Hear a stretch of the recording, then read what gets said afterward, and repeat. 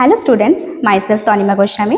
I am a teacher of Durgapur Ishwar Chandra Vidyasagar Public High School and the Department of Science. So students, today we are going to discuss about nucleic acids. So first of all, we know about what are nucleic acids. Nucleic acids are very large biomolecules. They are acidic in nature.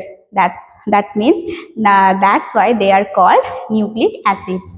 Nucleic acid is very much rich in phosphorus, and the main function of nucleic acids is transfer and store and transmit the genetical character or hereditary character from living organism and the cell, and also viruses. So nucleic acid composed of very smaller units called nucleotides. Nucleotides. Each nucleotide is composed of carbohydrate molecules and a phosphate group and nitrogenous bases. So now next we will discuss about what kind of nucleic acids are there in our living organism. Living organism have two important kinds of nucleic acids, that's are DNA means deoxyribonucleic acids and RNA ribonucleic acids. Now we will see the structure of DNA. तो student जैसे कि आप लोग देख रहे हैं कि मैंने यहाँ पर एक स्ट्रक्चर ड्रॉ किया है, जैसे कि देखने में कैसा है, जैसे लग रहा है कि दोनों रस्सी दोनों तरफ मुंह करके जुड़ा हुआ है। तो ये जो स्ट्रक्चर ये डीएनए का स्ट्रक्चर है, ठीक है। तो अभी डीएनए कहाँ पे मिलता है, मतलब डीएनए कहाँ पे रहता है, तो DNA is found in nucleus of the cell and RNA कहाँ पे मिलता है, RNA is found in nucleus and cytoplasm, both nucleus and cytoplasm of the cell. Now the structure of DNA double helical structure होता है और उसमें to anti parallel strands रहता है जो कि हाइड्रोजन बॉन्ड द्वारा जुड़ा रहता है, ठीक है, जैसे कि आप देख ले रहे हैं। और क्या क्या कंपोनेंट्स रहता है डीएनए में, क्या क्या कंपोनेंट्स मतलब क्या क्या रहता है डीएनए में। डीएनए हैव बेसिक कंपोनेंट्स जैसे कि एक फॉस्फेट ग्रुप रहता है, डीऑक्सीराइबोस शुगर रहता है और रहता है नाइट्रोजन बेसेस, जो नाइट्रोजन बेसेस हम लोग अभी पढ़ेंगे। और जो बाहर वाला पोर्शन, ये जो डीएनए का बाहर वाला पोर्शन, इसको हम बोलते हैं न्यूक्लियोटाइड्स। अब ये जो न्यूक्लियोटाइड्स जहाँ पे जाके जुड़ा है उस जगह को, उस पोर्शन को हम लोग क्या बोलते हैं, क्रोमाटिन, ठीक है, उस पोर्शन को हम बोलते हैं क्रोमाटिन।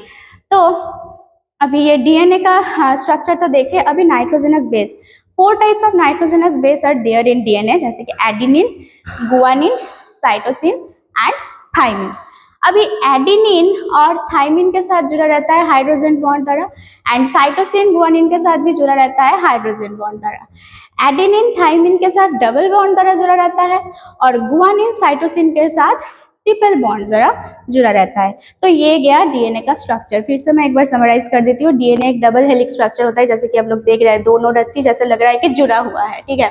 और उसमें 2 एंटी पैरेलल स्ट्रैंड्स रहता है जो कि हाइड्रोजन बॉन्ड द्वारा जुड़ा रहता है एंड और क्या, डीएनए का नाइट्रोजनस बेस रहता है, फॉस्फेट ग्रुप रहता है और शुगर भी रहता है, डीऑक्सीराइबोस शुगर। ये तो गया स्ट्रक्चर। अभी डीएनए का फंक्शन क्या है?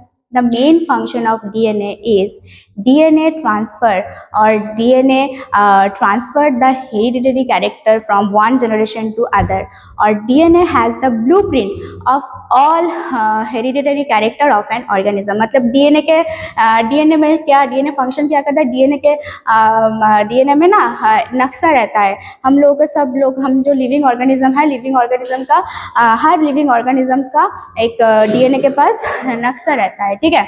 तो ये गया डीएनए। अभी डीएनए का फंक्शन भी पढ़ लिया और स्ट्रक्चर भी पढ़ लिया। अभी गया क्या, आरएनए। अभी देखेंगे आरएनए। आरएनए का फुल फॉर्म क्या है, राइबोन्यूक्लिक एसिड्स। तो आरएनए का भी कंपोनेंट्स, मतलब बेसिक जो कंपोनेंट्स वो डीएनए के तरह सेम ही रहता है, बस आरएनए में थाइमिन के जगह, मतलब नाइट्रोजनस बेसिस में थाइमिन के जगह क्या रहता है, यूरासिल। ये मतलब बहुत अच्छे से याद रखना है कि थाइमिन के जगह यूरासिल रहता है। बहुत स्टूडेंट, मतलब बहुत लोग ये मतलब थोड़ा सा मतलब भूल जाते हैं, लेकिन इसमें डरने की कोई चीज़ नहीं है। इसमें क्या, थाइमिन के जगह रहता है क्या, यूरासिल।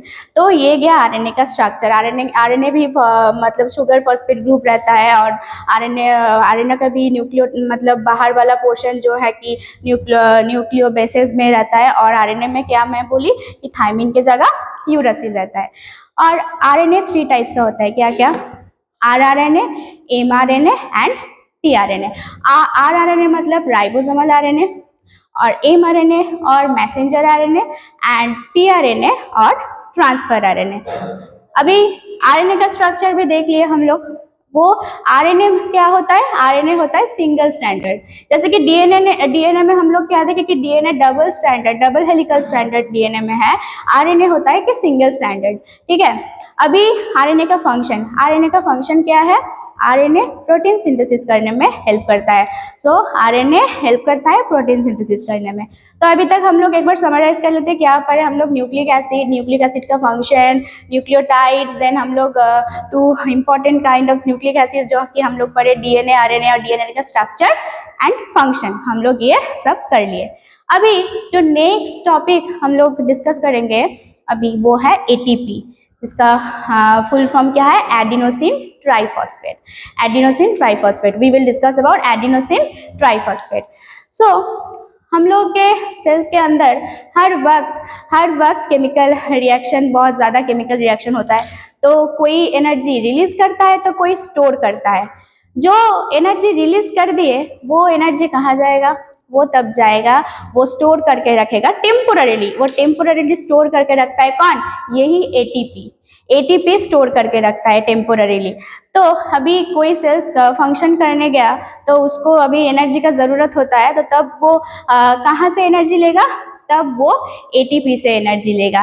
तब एटीपी क्या करता है? एटीपी एडिनोसिन ट्राइफॉस्फेट, मतलब तीनों फॉस्फेट ऑक्सीजन ग्रुप एटीपी में रहता है। तो वो जब एनर्जी दे देता है वो एडिनो से डाइफॉस्फेट बन जाता है, मतलब ट्राई से वो डाइफॉस्फेट हो जाता है। डाइफॉस्फेट ऑक्सीजन बॉन्ड, मतलब दोनों फॉस्फेट ऑक्सीजन बॉन्ड उसमें रहता है। तो अभी जो वो एनर्जी जब दे दिए तो उसका तो ट्राई से वो डाई हो गया एटीपी, तो फिर से उसको भी तो एनर्जी को फिर से रिसाइकल करना है, उसको तो एटीपी बनना है, मतलब एडीपी से उसको एटीपी बनना है। तब वो किसके पास जाएगा एनर्जी लेने में? वो तो दे दिए सब लोगों को एनर्जी, मतलब सेल्स को तो फंक्शन करने के लिए एटीपी तो एनर्जी दे दिया, अभी वो किसके पास जाएगा? तब वो जाता है किसके पास? माइटोकॉन्ड्रिया के पास जाता है, जो कि है पावर हाउस ऑफ सेल। वो माइटोकॉन्ड्रिया के पास जाके एनर्जी लेता है एंड फिर से वो कन्वर्ट हो जाता है एडीपी से एटीपी। तो समझ में आ गया? तो एटीपी बारे में भी हम लोग पढ़ लिए। अभी हम लोग नेक्स्ट क्लास में डिस्कस करेंगे विटामिन एंड मिनरल्स के बारे में, फंक्शन, विटामिन का कहाँ से कहाँ, कौन से फूड में क्या विटामिन मिलता है, क्या क्या डिजीज होता है, कौन सा विटामिन कम होने के लिए, कौन सा मिनरल्स कम होने के लिए, ये सब हम लोग नेक्स्ट क्लास में डिस्कस करेंगे। So thank you so much students, do like, share and subscribe our DICB public high school channel. Thank you.